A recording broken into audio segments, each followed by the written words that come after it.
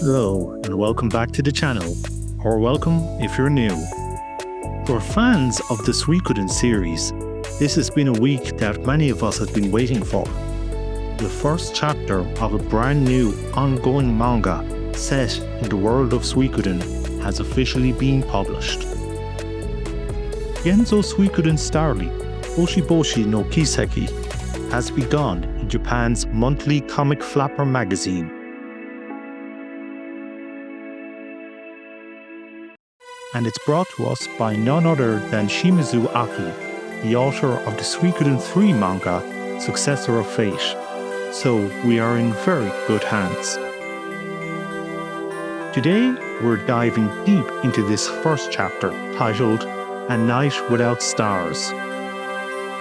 We're going to take a look at the story, the characters, and what this might mean for the future of Suikoden. So let's get right into it. This first chapter centers squarely on one of the already revealed characters from the upcoming game, Shapur of the Blue Spear, and it wastes no time in giving us a deep and honestly pretty tragic look into his history and background. The story is set in the Nameless Lands, in the year 422 of the solar calendar. We open on a scene of triumph. Shapur is returning from a successful campaign. But something's off. He's in low spirits. As he sees children cheering for him, dreaming of becoming knights just like him, his mind flashes back, 10 years into the past. And this is where the real story begins. We see a young Shapur, full of fire, telling his father he wants to become a knight, but he's immediately faced with the harsh reality of his world. His family's pagan background makes it nearly impossible for someone like him to ascend to knighthood in their country. It's a brutal systemic barrier. But the young Shapur is determined. He finds a former knight who has fallen on hard times, now a beggar, named Bamshad. Shapur asks for training, and Bamshad immediately dismisses him, laying out that cold, hard truth, that a boy of his pagan background will never become a knight here. But Shapur doesn't back down. He gives this impassioned plea about what knighthood should mean, and it works. His idealism cuts through Bamshad's cynicism, and he agrees to train the youth. Over the next year, Bamshad trains him, and Shapur proves to be a prodigy. He succeeds in his knight apprentice entrance exams, proving his skill and earning a moment of glory. And then, in a classic mentor move, Bamshad takes his leave. His job is done. He's ignited the flame of knighthood in Shapur and set him on his path. 3 months later, Shapur is a skilled recruit, but he's still looked down upon because of his background. His talent, however, is too bright to ignore. Catches the eye of the powerful Lord Alizadeh, who takes Shapur under his wing. Finally, it seems like Shapur is getting his chance. We then get a time jump, 8 years later. The king of this country has died, and an enemy force has invaded. Alizadeh's forces are winning, until the enemy brings out their secret weapon. Beast Tamer summons a horde of savage, saber-toothed tigers that begin tearing through the infantry. Now, Shapur sees the crisis. He wants to lead the cavalry in to support the foot soldiers, to save them. But Lord Alizadeh refuses. And here's the moment that shatters Shapur's idealistic worldview. Alizadeh coldly states that the knights are nobles and can't be risked for the country. The volunteers in the infantry, meanwhile, he says, have no status. They are expendable. you can see the horror on Shapur's face. This is the exact opposite of everything he believed a knight should be. Everything Bombshot taught him.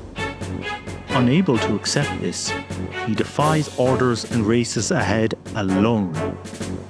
In a fantastic display of his skill and courage, he takes down the beast tamer himself, turning the tide of the battle single-handedly.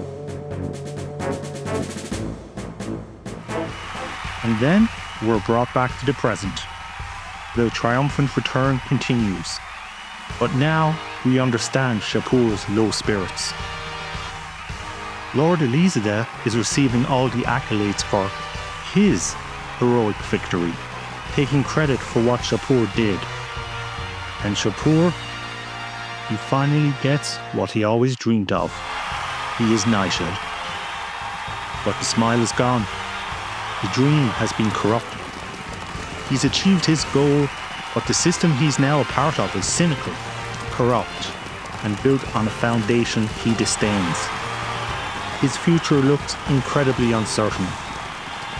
What does it mean to be a knight when your commander sees the people you protect as expendable? As a personal review, I find this to be a very good first chapter. It does a great job in giving a character depth very, very quickly. We understand Shapur's drive, his ideals, and the profound disillusionment that now defines him. I also enjoyed the little bits of world building and continuity. It takes place in the Nameless Lands, giving us that continuity with the games, and eagle-eyed readers will even spot a brief mention of Harmonia in one of the books Shapur was studying. These little touches are always appreciated. So where does this manga series go from here? Will it continue to follow Shapur on this new path? Or will the next chapter take us somewhere else in the Suikoden world to delve into another new character from Suikoden STAR LEAP? Looking at the cover of the magazine, we can see other characters who weren't in this chapter.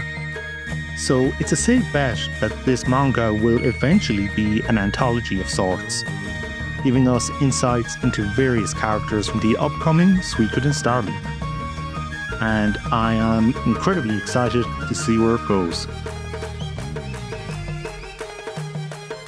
But that's my take. What did you think of Chapter 1? Did you enjoy Shapur as a character as much as I did? What part of the Suikoden world would you want the manga to explore next?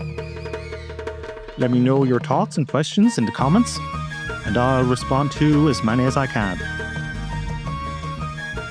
If you enjoyed this look at the first chapter, be sure to hit the like button, share the video with Suikoden fans. It helps out the channel a lot. And a quick reminder, all the amazing info we have at our fingertips is thanks to projects like Genzopedia, the ad-free, tracker-free, fan-run encyclopedia for all things Suikoden.